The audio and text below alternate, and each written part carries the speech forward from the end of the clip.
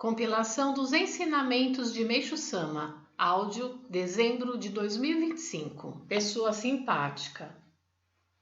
Talvez não exista outra palavra que soe tão agradavelmente quanto simpatia. Pensando bem na vida, a simpatia é mais importante do que imaginamos, pois não se limitando ao destino do indivíduo, sua relação com a sociedade é grande. Por exemplo, se alguém se sentir bem ao ter contato com uma pessoa simpática, e se essa corrente for se propagando continuamente, é óbvio que a sociedade se tornará bastante agradável. Por conseguinte, situações abomináveis, principalmente o conflito e o crime, diminuiriam e espiritualmente surgiria o paraíso.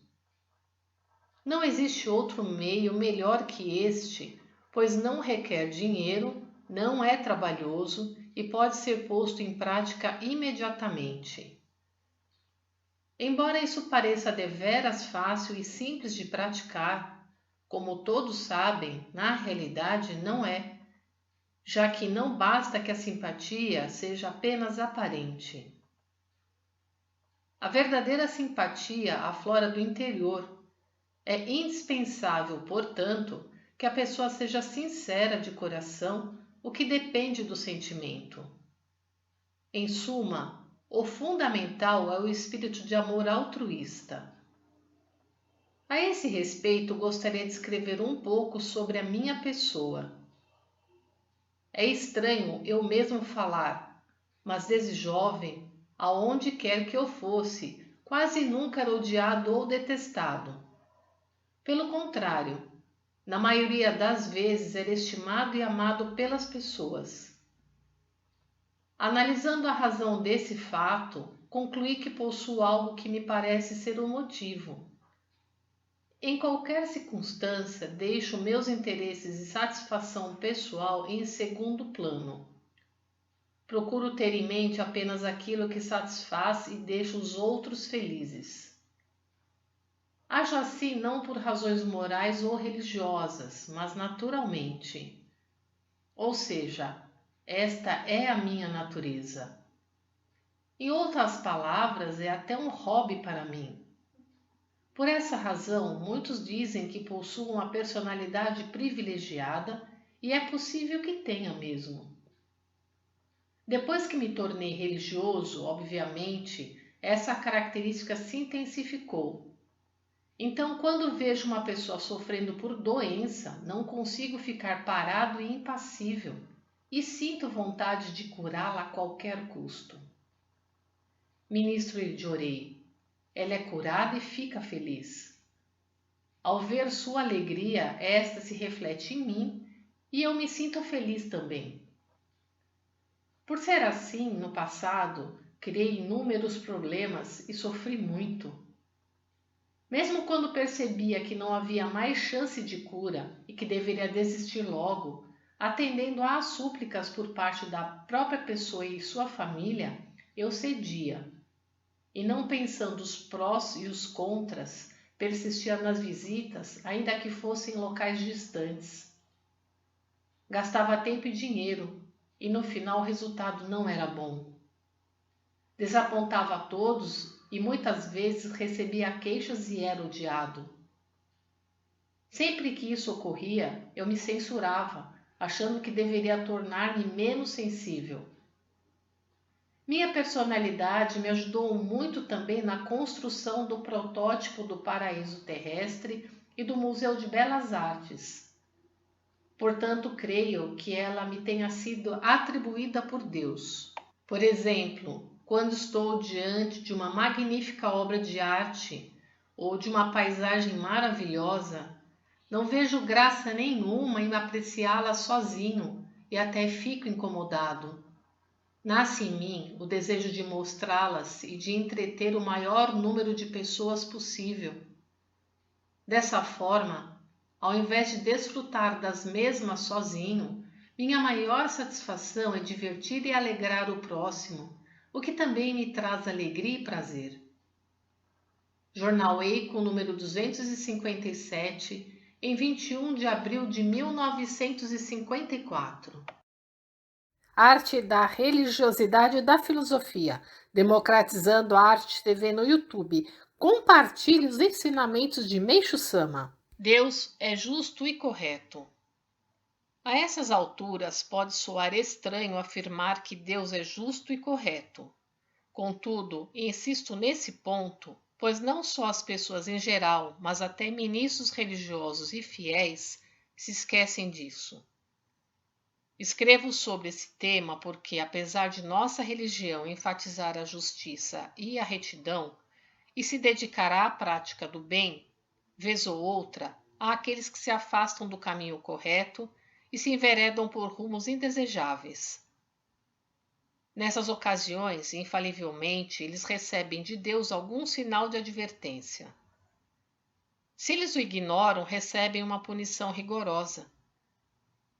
No início de sua vida de fé, a pessoa se emociona verdadeiramente perante as graças e os milagres recebidos e mantém uma postura fervorosa.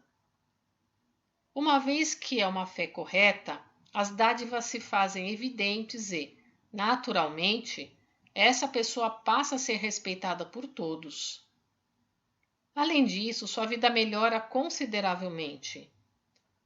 Desse modo, a atitude correta seria expressar ainda mais gratidão pelas bênçãos divinas e empenhar-se ao máximo na retribuição a elas. Infelizmente, com o passar do tempo, sem se dar conta, a pessoa se acostuma com o recebimento das graças e nasce a vaidade, surgindo assim uma brecha em seu coração. O espírito maligno está sempre à espreita, aguardando esta brecha. Tão logo ela surge, tal espírito domina a pessoa, passando a manipular seu corpo físico livremente, o que é realmente perigoso. Quanto mais determinado e útil o fiel for, mais ele é visado pelo espírito maligno. No entanto, se for alguém que de fato vive corretamente a fé, ele estará em segurança, pois esse espírito desistirá do seu intento por não poder fazer nada contra ele. Ainda assim, há quem caia nas garras do mal, e esse ponto é muito complexo. Contudo, pode-se entender esses casos como base no seguinte critério: se a pessoa tem ou não amor egoísta. O espírito maléfico nada pode fazer contra a pessoa que, sem pensar nos próprios interesses, tem por princípio viver somente para Deus e para a humanidade. No entanto, quando as coisas começam a correr bem, o indivíduo torna-se convencido, julgando-se muito importante. Este é um momento perigoso, uma vez que acaba sendo tomado pela ambição. Por conta disso, agora ele tenta mostrar-se importante e conquistar o poder. É um fato realmente aterrador. Chegando a essa situação, o espírito maligno penetra ainda mais profundamente na alma desse indivíduo e acaba por dominá-lo. Quando esse espírito é um dos mais poderosos, a pessoa manifesta considerável força espiritual.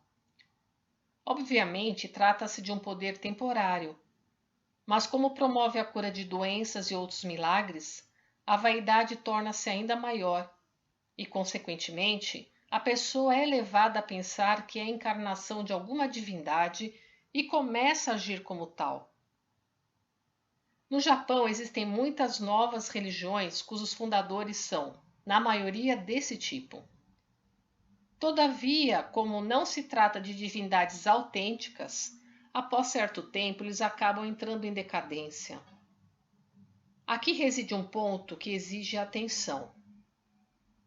Se observarem de forma criteriosa a postura desses fundadores e daqueles que se acham encarnação de alguma divindade, irão compreender bem o que estou dizendo. Suas principais características são: o amor é escasso, a fé é do tipo shōjo, dogmática e rígida, e costumam ameaçar seus fiéis dizendo que receberão castigo se eles não lhes obedecerem ou que, se deixarem sua fé ou seu grupo, acabarão arruinados ou perderão a vida. Trata-se de fé ameaçadora que procura impedir o afastamento dos fiéis. Se houver, por mínimo que seja, algum desses indícios, não haverá erro em assegurar que ela é dominada pelo espírito maligno. Conforme sempre afirmo, a fé correta é a de caráter daídio e liberal, em que o fiel é livre tanto para continuar como para deixar a fé. Além disso, ela é paradisíaca, alegre e cheia de vida. Ao contrário, a religião dogmática, regida por preceitos rígidos, é maligna e de fé infernal. Devem acautelar-se principalmente com as que dizem ter segredos que não podem ser revelados a ninguém. Se houver segredo, por menor que seja, já deve ser considerada uma fé maligna. As corretas são a própria imagem da transparência, sem nenhum indício de segredos. Em 18 de março de 1950. Arte da religiosidade e da filosofia, democratizando a arte TV no YouTube. Compartilhe os ensinamentos de Meishu Sama. Idolatrado como Deus. Quem se encontra comigo pela primeira vez sempre diz a mesma coisa. Antes de conhecê-lo, eu pensava que o senhor fosse uma pessoa pouco acessível, sempre rodeado de servidores. Imaginava que, para dirigir-me ao senhor, deveria fazê-lo com a maior formalidade. Resolvi visitá-lo com certa apreensão, mas ao contrário do que esperava, tudo foi tão simples e fácil que fiquei surpreso. Realmente, quando se trata de um fundador ou de uma autoridade religiosa, a tendência das pessoas em geral é pensar que eles vivem em um ambiente em que cuidados e atenções são dispensados de forma exagerada. Em tempos passados, também tive servidores que quiseram que eu procedesse dessa forma. Entretanto, eu não sentia vontade alguma de agir assim e continuei a ser a pessoa simples que sempre fui. Muitas pessoas devem estar curiosas porque eu não ajo como um Deus encarnado. Vou explicar a razão. Talvez pelo fato de eu ser edoco, desde jovem jamais gostei de assumir áreas de superioridade. Como detesto a falsidade, acho que aparentar aquilo que não sou e criar diversos aparatos é uma forma de enganar, uma dissimulação. Além do mais, à vista dos outros é uma atitude desagradável. Afinal de contas, o melhor é a pessoa mostrar-se como realmente é. Pela minha atual condição, talvez fosse até natural eu ficar no lugar de maior destaque como um Deus. E quando concedesse alguma entrevista, me daria áreas de importância, porque assim eu me valorizaria muito mais. Todavia não gosto disso. Tenho sempre como princípio dizer aos que censuram meu procedimento que não precisam permanecer comigo. E já há aqueles que o aprovam, que podem ficar. Conforme mostra a realidade do rápido desenvolvimento da nossa religião, constato que o número de pessoas que aceitam minha maneira de agir é cada vez maior, e isso me deixa muito satisfeito.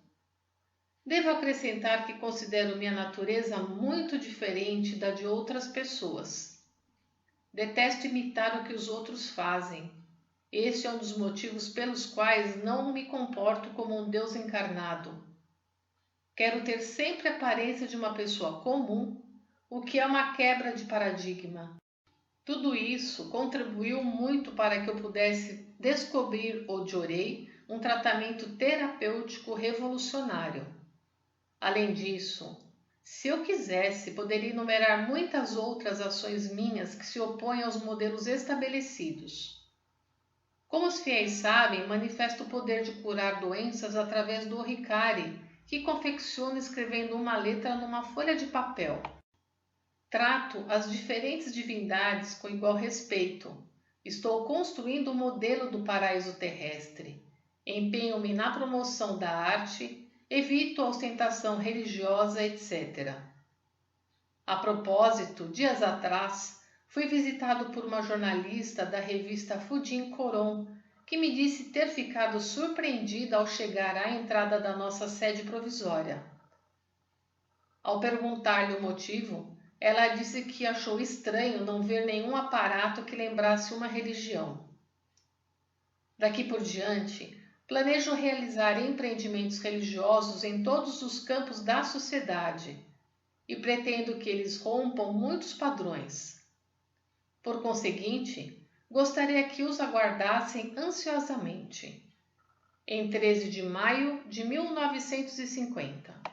Nota: Edoku, pessoa natural de Edo, antigo nome de Tóquio até a restauração Meiji em 1867. A característica de Edoku é ser despretensioso, franco e irrequieto. Arte da religiosidade e da filosofia, democratizando a arte TV no YouTube.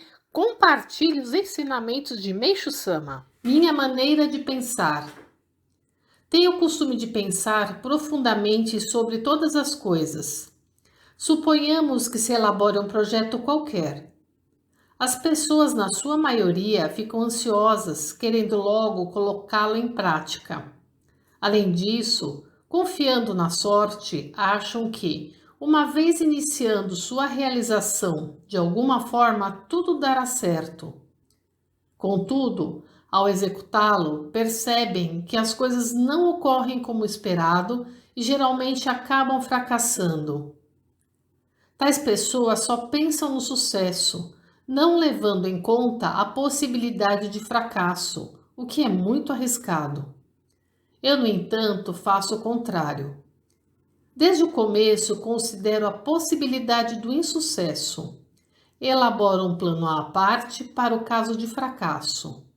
Assim, se o projeto falhar, o fato não me atinge muito. Opto por aguardar um pouco mais. Agindo dessa maneira, mesmo que adivinhe um revés, longe desse ser um golpe fatal, será possível recuperar-me facilmente. Em relação às finanças, procedo do mesmo modo. Divido o dinheiro em 3 partes. Se a primeira não for suficiente, começo a usar a segunda. Caso esta ainda não baste, recorro à terceira. Seguindo esse método, a probabilidade de falhar é mínima. À primeira vista, parecerá perda de tempo fazer um planejamento muito detalhado, tomando todas as precauções para as eventualidades que possam surgir. Contudo, se procedermos dessa forma, tudo correrá mais rapidamente, pois não haverá falhas. Assim, não há desperdício de dinheiro, nem de tempo, nem de trabalho, o que representa um inesperado e considerável ganho. Todos sabem que tenho elaborado e executado projetos audaciosos um após o outro, e tudo sempre corre muito bem, sem insegurança ou preocupações. Ainda que eu haja elaborado um plano e todos os preparativos estejam em ordem, não o ponho logo em prática. Aguardo o tempo oportuno calmamente. Uma vez que infalivelmente surge a oportunidade, aí sim, começo a executá-lo sem pressa nem afobação. O ser humano nunca deve precipitar-se. Se o fizer, forçará a situação e nada dará certo. Pensando nas pessoas que fracassaram, vemos que todas elas, sem exceção, se apressaram e foram além dos limites do que é razoável. A propósito, lembro-me sempre da Segunda Guerra Mundial. No início, as coisas corriam bem e, por esse motivo, os japoneses ficaram excessivamente confiantes, surgindo assim a presunção. E com isso, as circunstâncias se tornaram desfavoráveis. Mesmo assim, eles insistiram na luta. Como se mantiveram nessa atitude, o resultado foi aquele triste fim. Naquela época, quando percebi aquela afobação, pensei, agora não tem mais jeito. Uma vez que não podia comentar isso com ninguém, permaneci calado. Foi uma situação lamentável, pois se desde o começo tivessem considerado a possibilidade da derrota, o resultado poderia ter sido diferente. Obviamente, o fato ocorreu devido à visão superficial das autoridades envolvidas. Quando as pessoas me observam, às vezes me julgam impetuoso, outras vezes calmo e sossegado, o que deve deixá-las sem saber o que pensar. Todos se espantam com o fato de que tudo que eu faço se conduz com muita rapidez. Logicamente, isso se deve à grande proteção de Deus. Um exemplo é a incrível velocidade com que se processa o desenvolvimento da nossa religião. Desejo chamar atenção para a importância de espairecer a mente. Existem pessoas que se agarram excessivamente a um único trabalho e não conseguem aumentar sua produtividade. Isso se verifica porque, mesmo se sentindo saturadas ou desinteressadas, insistem na tarefa, o que é errado. Nessas ocasiões, o melhor é distrair-se, fazer outra coisa, até mesmo procurar uma recreação. Muitos artistas dizem que, quando não sentem vontade de trabalhar, não o fazem. Na minha opinião, é uma atitude sensata. Esse comportamento aparentemente egocêntrico pode levar a resultados mais eficazes. Nesse sentido, não gosto de ficar preso a uma só tarefa. Vou mudando constantemente de uma para outra. Agindo dessa forma, sinto-me mais disposto, trabalho com satisfação e minha cabeça funciona melhor. No entanto, pode ocorrer que, de acordo com a situação de cada um, essa recomendação não seja praticável. Por essa razão, o que estou tentando ensinar é que, se a pessoa conhecer bem o princípio que acabo de expor e proceder de acordo com suas possibilidades e circunstâncias, será grandemente beneficiada.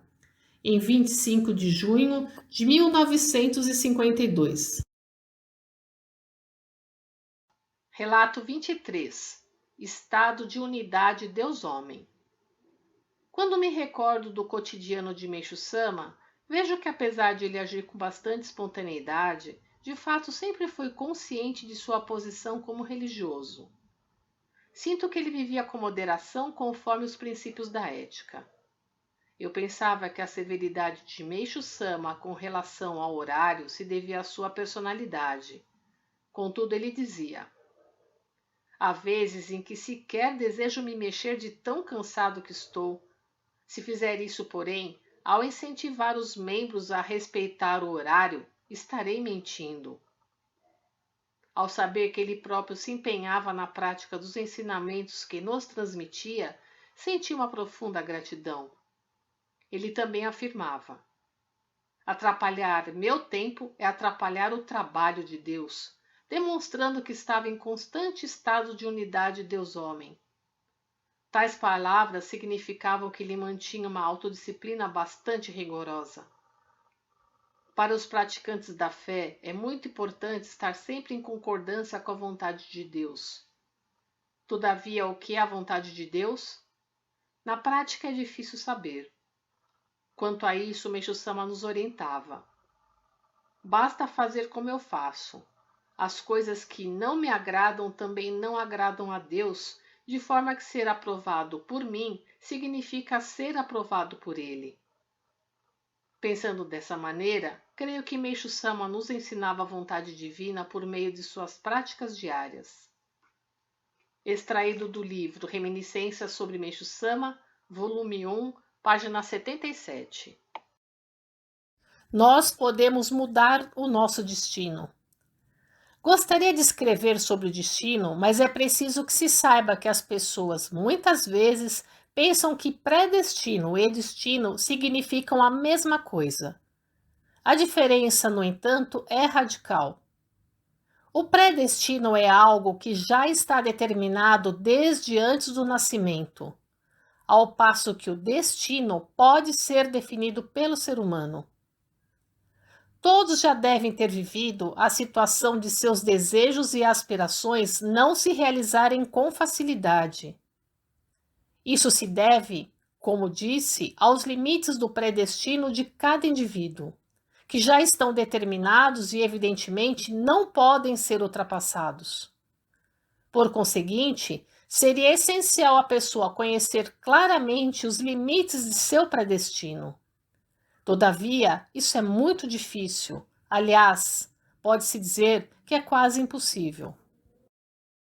O desconhecimento desse limite leva o ser humano a traçar planos superiores à sua capacidade e ter esperanças descabidas que o levam ao fracasso. Se nessas ocasiões ele se der conta disso, recuar e depois começar de novo, certamente o sofrimento será menor. Todavia, por não conhecer os limites do predestino, ele persiste a todo custo em seus planos, o que acaba aumentando seu fracasso. Evidentemente, isso decorre também pelo fato de se subestimar o rigor do mundo. Assim sendo, a maioria das pessoas falha nas tentativas de recuperação ou encontra empecilhos para recomeçar só tomando consciência da realidade após amargas experiências. Felizes aqueles que conseguem despertar para isso, pois, lamentavelmente, há muitas pessoas que, mesmo chegando ao estado de extrema infelicidade, permanecem até a morte sem despertar para essa realidade. Referi-me ao destino das pessoas que não possuem uma fé. Nesse ponto, as que possuem são diferentes. A esse respeito, devo abordar pelo aspecto espiritual e dizer que todos os sofrimentos são ações purificadoras. Quando me refiro às ações purificadoras, poderão pensar que elas se limitam à doença. De forma alguma. Tudo que nos traz preocupações ou sofrimentos são ações purificadoras. Por exemplo, ser vítima de fraude, de incêndio, de acidente, de roubo, passar por uma tragédia familiar, fracasso e prejuízo comercial, sofrer por conta de questões financeiras, conflito conjugal, contendas entre pais e filhos ou entre irmãos, desentendimento entre parentes e amigos, etc., tudo faz parte da ação purificadora, já que, normalmente, as nuvens espirituais são eliminadas por meio do sofrimento. Enquanto elas existirem, não há como escapar dele. Desta maneira, a condição absoluta para melhorar o destino é a redução das nuvens espirituais. No momento em que a alma se tornar purificada até certo grau, a purificação não será mais necessária. Dessa forma, a infelicidade se transforma em felicidade. Sendo esta a verdade, a boa sorte não se espera de braços cruzados, conforme afirma o ditado, mas sim purificando. Como já disse, se a fé é o meio para purificar a alma sem sofrimento, é óbvio que não haja felicidade de forma alguma para os descrentes. Entretanto, uma vez que existem diferenças no âmbito da fé, se ela não tiver uma força extraordinária, a verdadeira felicidade não será alcançada. Daí a necessidade de se reconhecer a Igreja Messiânica como uma religião que corresponde a essa condição. Em 25 de outubro de 1952. Não seja odiado. Já lhes disse que não devemos odiar ninguém. Digo-lhes também que não sejamos odiados, porque quando isso ocorre, os maus pensamentos da outra pessoa, como o ódio, o ciúme, o desejo de vingança, entre outros, chegam até nós por intermédio dos elos espirituais. E isso nos atrapalha, provocando sempre desconforto e mau humor e impedindo a boa sorte e o bom andamento do nosso trabalho. Sendo assim, é preciso que tomemos o máximo de cuidado. Todavia, neste mundo existem muitas pessoas que não se importam em torturar o próximo e torná-lo infeliz. Apesar disso, são elogiadas pelo êxito que alcançam em suas profissões. Os que as observam não conseguem perceber além do que é visível e procuram imitá-las, julgando ser esse o caminho certo para o sucesso. Devido ao aumento do número de tais criaturas, o mundo não melhora. Se observarmos isso a longo prazo, veremos que, se semeamos o mal, colhemos o mal. Dessa maneira, todos os perversos, sem exceção, infalivelmente se arruinarão. Assim, para que possamos viver prazerosamente, para que nosso trabalho se desenvolva satisfatoriamente e para que as desgraças sejam mínimas, é preciso, ao contrário de que foi apontado, alegrar nossos semelhantes e torná-los felizes. Quem age assim merece ser chamado de sábio. E o fundamento da religião é divulgar esse princípio. Conforme costumo dizer, a frase "tolo é a denominação do homem mau" é uma eterna verdade. Jornal Eco, número 113, em 18 de julho de 1951.